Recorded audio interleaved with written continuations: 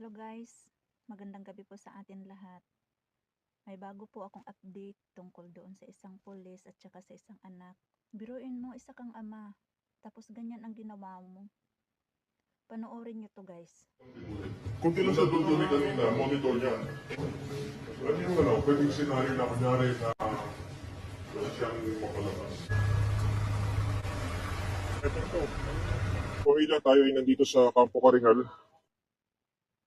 Tapos sasabihin mo pa, humihingi ka pa ng tulong na makita yung anak mo, ikaw mismo nag-utos. Anong klaseng ama ka? 8 years old, walang kamuwang-muwang. Yung bata, kasi kilala. Kung Kakatapos lang ng briefing ng kawani ng QCPD, SIDO, saka ng SWAT. Dahil kasi kampante siya, tapos ganyan ang gagawin. aarestuhin na yung person of interest, yung ahente ng kotse at yung kinakasama niya Dahil lang sa pera, 450,000 na lang ang dismiss halaga ng na kotse. pulis. Dahil apparently, meron ng sapat na ebidensya ang 8 taong gulang na anak na si John Ismael. Inaanak niyo sa kasal.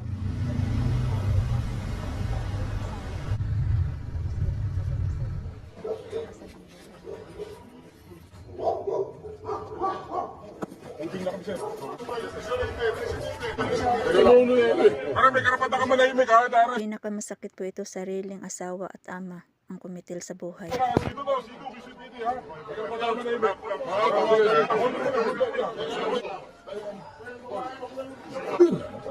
Yan, mabuti na sa'yo at nahuli ka na.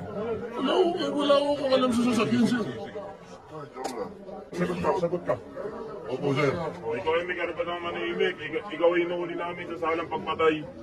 Mga kapamilya ngayon ay 11:28 at sa mga oras na ito, inaresto ng mga operatiba ng Quezon City Criminal Investigation and Detection Unit ng Quezon City Police District yung suspect sa pagpatay kay Police Senior Master Sergeant Dayan Marie Mollenido at sa 8 taong gulang niyang anak.